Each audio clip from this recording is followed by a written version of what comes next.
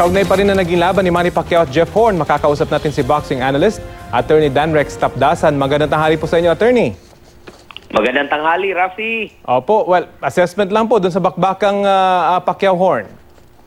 Ang assessment ko, Rafi, napag-usapan na natin to nung bago pa maglaban. Nag-usap na tayo dito rin sa programa mo sa Balitang Hali at sinabi ko na ito ay magiging matinding bakbakan. Ang Jeff Horn ay hindi dapat pakasiguro ang yung kampo ni Manny Pacquiao, pati yung mga boxing fans. Sabi ko, malaki yung Jeff Horn, matibay, matangkad, tapos bata, tapos gutom sa panalo dahil he's still looking for that recognition. So ito nga nangyari, yun ang assessment ko. Jeff Horn proved to be a tough nut to crack for Manny Pacquiao. First round pa lang, he was aggressive, he was pushing Manny Pacquiao to the ropes, and he connected a lot of his punches, especially nung first round, nagulat yung Manny Pacquiao. Akala niya sasayaw-sayaw at akala niya matatakot yung Jeff Horn sa kanya. Hindi natakot yung Jeff Horn at talagang matapang na sinuong yung isang legend na Manny Pacquiao. Napag-usapan nga natin, it's either knockout or matatalo. Itong si Pacquiao, hindi magiging convincing yung kanyang panalo at in the end nga, talagang yun ang dapat ginawa ng ating pambansang kamao para manalo siya. Meron bang factor dito yung sinasabing home court advantage? 50,000 yung nanood doon. Ano kayang epekto nito doon sa mga judges?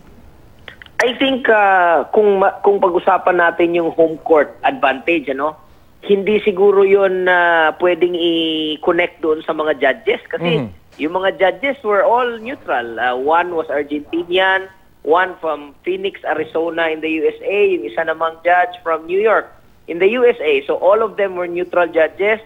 I think between them, they have judged more than 1,000 fights sa lahat ng mga judges, very experienced judges. And ako, ang masasabi ko, if there was a home court advantage for Jeff Horn, that was the intangible feeling, the fighting spirit.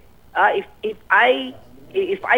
this fight was fought outside Australia, maybe, just maybe, if this is thinking speculative, but maybe Jeff Horn will fold, especially in that round number 9. He was supposed to go down, but because of the raucous crowd, because he was fighting in his hometown, the fighting spirit was there, the pride was there. He don't want his hometown fans to see him give up or quit. So he moved on, he tried his best, and he recovered from that onslaught na muntik na siyang mapatulog, ma-knockout nung 9th round. So I think yun ang sinasabi ko. That may be the home court advantage or the hometown advantage of Jeff Horn. Not about anything about the decision, but it would be an intangible na will add more pride and will add more durability and mental toughness for a fighter if he's fighting in front of his hometown fans. Well, interesting na nabanggit nyo na walang epekto yung crowd dun sa judges, pero dun sa CompuBox statistics kasi pag-usapan naman natin yon, malayo yung stat nitong si Pacquiao kumpara kay Horn. Mas maraming landed at mas maraming kumunektang power punches, Attorney.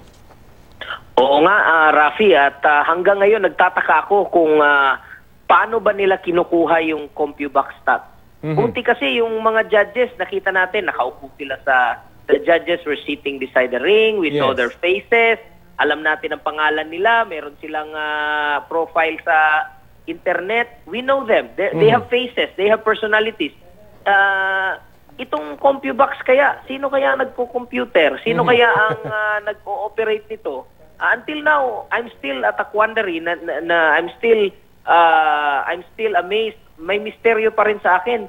Who really is operating this CompuBox? It's not as boxing is not as easy to score than basketball or football. Na you're just counting kung ilan ang pumapasok na shots. Itong boxing is very subjective. The judges were trained for a long time kung paano tumingin, what is the effective punches landed, what punches will you call, and isa pa, hindi hindi naisip nung CompuBox na mag-compute siguro round by round. Kasi hindi a boxing fight, especially in this fight, 12 rounds, this is not decided by the totality of the 12 rounds. So, when you judge a fight round by round. So in this fight, there were actually 12 separate fights that you need to judge. So, yung CompuBox doon, tinotal na nila lahat. So baka naman majority kino-question nyo yung... nasa CompuBox round number 9 lang. So kino-question nyo po yung resulta nitong CompuBox kasi sa pagkakaalam ko, I don't know kung may pagbabago na kasi yung CompuBox sa pagkakaalam ko, dalawang operator yan. Yung isa, nakatingin lamang sa tig-isang boxer at tinitingnan nila kung power punches, jabs at ano yung kumukonekta. Yun ang pagkakaalam ko. I don't know kung nagbago na. Pero ganun yata sila umescore. Dalawang operator niyan at natatalian towards the end of the fight. So ngayon po ang sinasabi nyo, questionable itong numerong inilabas ng CompuBox. Yes, kasi questionable kasi ano ba ang training nung operator? What's the training of the operator of CompuBox? How fast his finger is, how sharp his eyes are? Does he know where the scoring area? Because in judging a fight, there's a scoring zone. Does he know that a punch on the forearm is not a scoring punch? Yes. It landed. When you punch the forearm, it landed.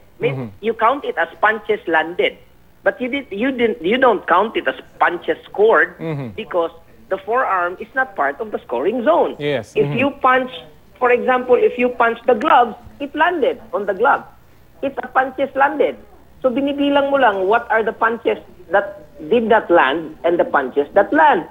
And what does they say about power punches? What is their training kung ano yung power punches? In fact, yung CompuBox, I need to see the room. I need to see the room where they operate. Oh, they might be somewhere around somewhere in the world. We don't know where, and we don't know what their monitor is. And in fact, I can only itong judges natin, they have no other things to do than to watch the fight sa harap ng ring. So, hindi ko magku-question at I will not say na mas reliable pa yung CompuBox na hindi natin kilala. Parang itong CompuBox na to misteryo pa rin. Parang ano ito, parang anonymous. Anonymous itong mga tao na nag-ooperate ng CompuBox. I don't give a lot of credit to that. Yeah, in any case, talaga napakahirap nga po mag-score. Pagdating nga ho sa amateur, hindi ba talagang yan yung laging nagiging diskusyon kung paano umiscore objectively pagdating sa amateur boxing, lalo pa dito sa professional boxing. In any case, yung pong pagiging effective naman ng referee dun sa laban kasi at some point, kinwestiyon ni Manny itong referee at marami rin tayo naririnig na sinasabing ang daming pinalusot nitong referee na mga violations ika nga nitong si Jeff Horn. Bilang isang international referee, ano po masasabi nyo rito, attorney?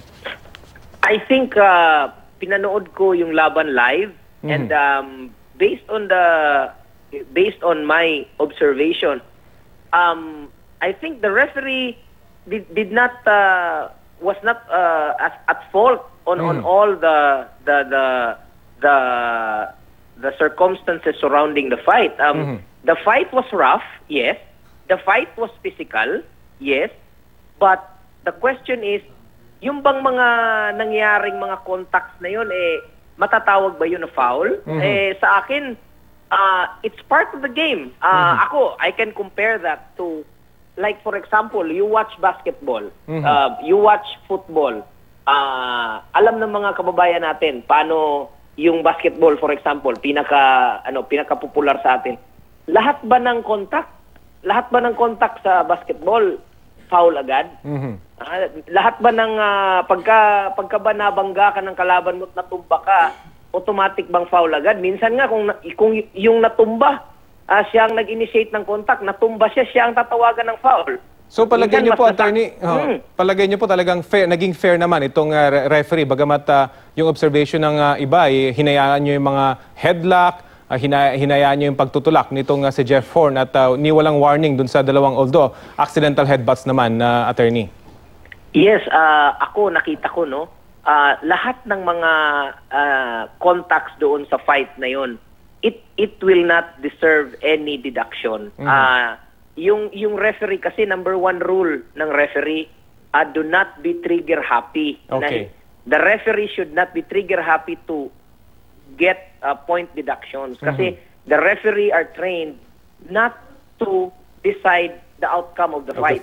Yes, Let the fighters fight. Let the fighters fight and let them decide the outcome of the fight. Tapos, pangalawa, kung meron mang mga headlocks, for example, nangyayari talaga yan na Rafi, mas matangkad kasi yung Jeff Horn, tsaka in my experience as a referee, kapag ka shorter yung fighter, kasama sa kasama sa defense mechanism niya yun to crouch low so that hindi siya nakatungo at open yung kanyang mukha for a punch. Paano so, naman, defensive yan. Yes. Oo. Paano naman, attorney, yung mga extra punches during breaks? Kasi napakarami nito. Observation din ng marami, attorney. Ganito yan, Rafi. During a fight, no, the fighters, even if they're close to each other at merong clinch, no, as long as merong free hand, the rule is, kapag merong libreng kamay, pwede mo yang isuntok. Pwede mo yang isuntok.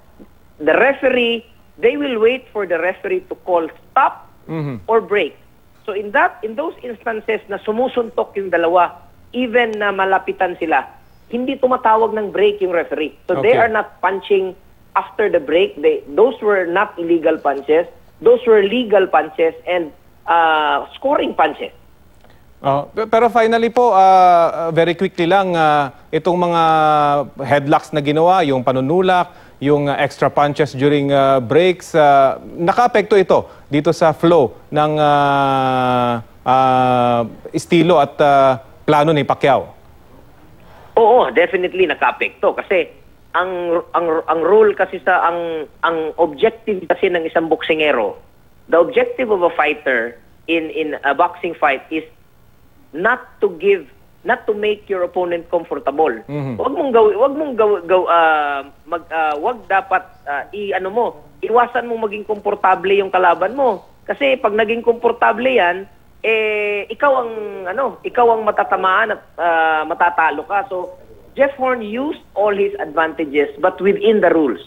Wala akong nakita na yung kung meron man, no, if merong mga rough na tactic si Jeff Horn, yun ang tinatawag siguro natin sa Filipino lingo na gulang. Pag sinabi mong gulang, hindi foul yun. Pero that is still within the rules. Kapag lahat ba ng gulang sa sport foul na agad, so ibig sabihin he was pushing his luck. He was pushing the envelope, up to the point na pagka naging foul na, the referee will warn him. But I think there were a few warnings, but not to the point na kailangan ng bawasan ng puntos. It was a rough fight. It was a physical fight. But that's how boxing is. It's part of the game. And I think doon sa panayam kay Manny Pacquiao naman, Manny Pacquiao said, I respect the decision of the judges. I respect the outcome of the fight. I congratulate Jeff Horn. And I think that's the reflection of how our good senator and our 11-time 8th division world champion legend, no, of Philippine boxing. We will respect his opinion and we will emulate his being a professional and his being a gentleman. Okay, sige po. Always good talking to you, sir. Maraming salamat po. Thank you. Si Attorney Dan Rex Tapdasan.